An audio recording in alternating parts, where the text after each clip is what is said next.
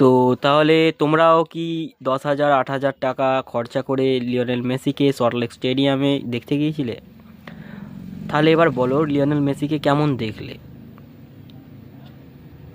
মানে খুব ভালো করে কাছ থেকে দেখেছো? 10,000 18,000 8,000 টাকা খরচা করে?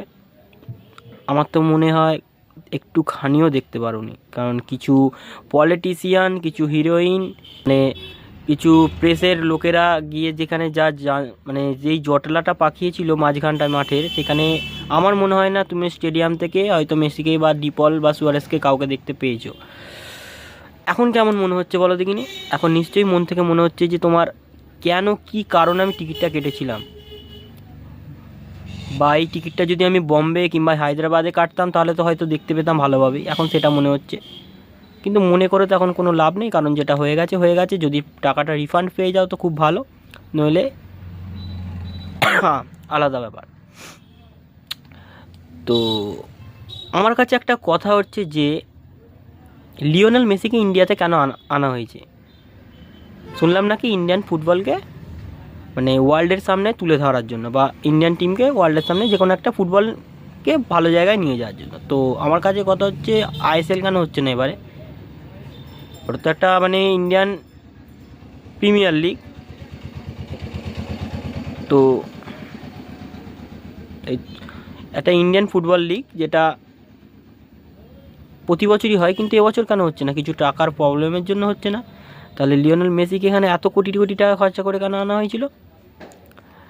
ইন্ডিয়ান ফুটবলেরও এখন অবস্থা খুব খারাপ, কারণ তাদেরকে অত দেখানো হচ্ছে না। কারণ এখানে সুনীল ছেত্রী মতো লেজেন্ড ইন্ডিয়ার, যে ইন্ডিয়ান টিমকে অনেক আগে নিয়ে গেছিলো, নিজে হাত ধরে অনেক আগে নিয়ে গেছিলো, ঠিক আছে না?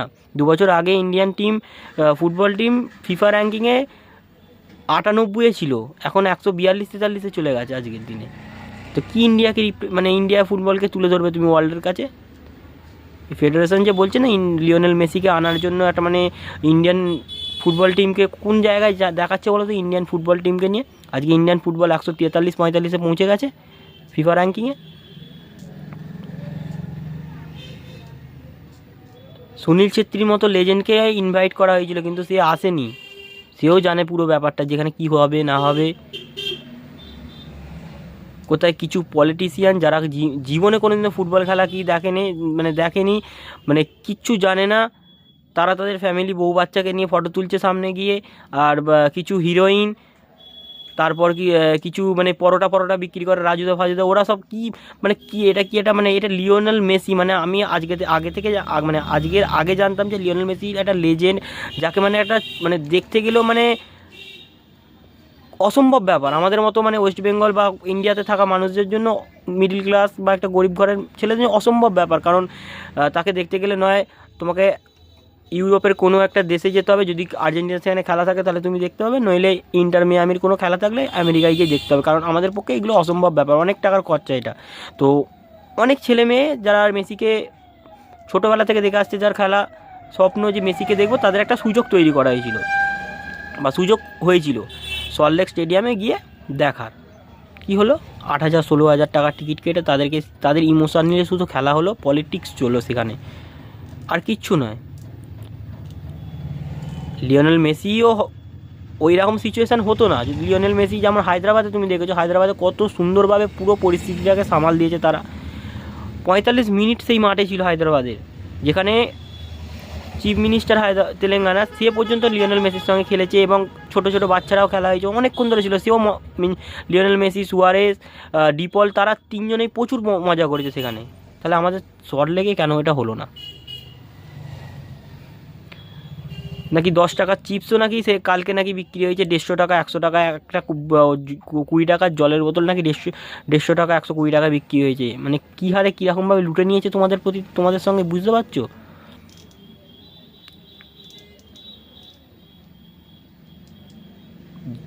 সেই ইভেন্টে যা যা হবার ছিল কোনো একটা কিছু হয়নি। হ্যাঁ, উল্টে আরেকটা জিনিস হয়েছে, যেটা হচ্ছে মারপিট হয়েছে, দাঙ্গা হয়েছে আজকে যুব ভারতী স্টেডিয়ামটা, যেখানে মানে এত সুন্দর স্টেডিয়ামটা আজকে এই অবস্থা, কারা কারা দায়ী তার জন্য?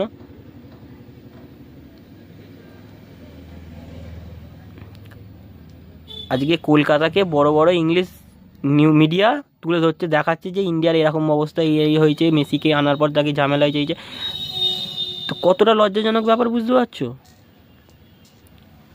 শুধু কিছু পলিটিশিয়ানের জন্য এই অবস্থা আজকে, যারা কিচ্ছু জানে না, যারা মেসি আলটিমেট।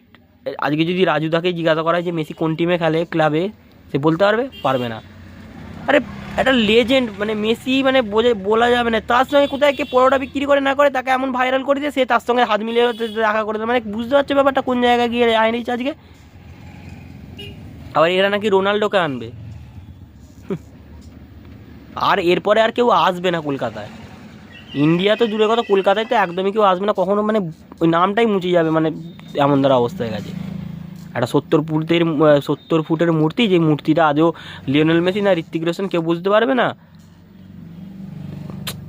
সেই করো, কত ছেলে মেয়ে টাকা জমিয়ে কে, মানে দূর থেকে এসেছে, রাত জেগে সেই স্টেডিয়ামে বসে আছে, কে কার বিয়ে ছেড়ে সে এসে লিওনেল মেসিকে দেখবে বলে এসেছে। তাদের ইমোশান নিয়ে শুধু খেলা হয়েছে, আর কিচ্ছু নয়। হায়দ্রাবাদ বম্বেতে এর থেকে টিকিট মানে কমে তারা এত সুন্দরভাবে দেখেছে লিওনেল মেসিকে, বা দেখছে।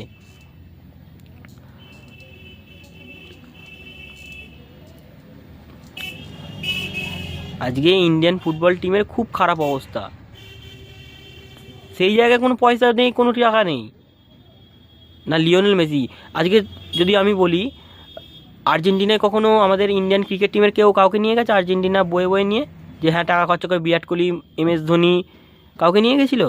যায়নি। পর্তুগালে কাউকে নিয়ে গেছে, কিংবা ইউরোপের কোনো কান্ট্রিতে বা কোনো জায়গায় কি নিয়ে গেছে, কোনো দেশে, ইউরোপের কিংবা এশিয়ার কোনো দেশে, যে হ্যাঁ আমাদের এই তোমরা একটা লেজেন্ড ক্রিকেটের, আমরা তোমাদেরকে এরকম করে নিয়ে যাচ্ছি? কোনো জায়গায় নিয়ে যায়নি।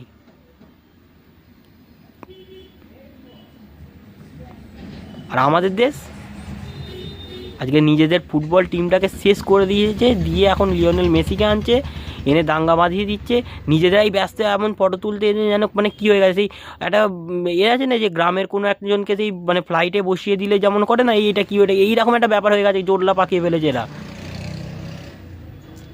আর কিছু সাধারণ ছোট বাচ্চা ছেলেমেয়েরা হ্যারাসমেন্ট হচ্ছে এখান থেকে।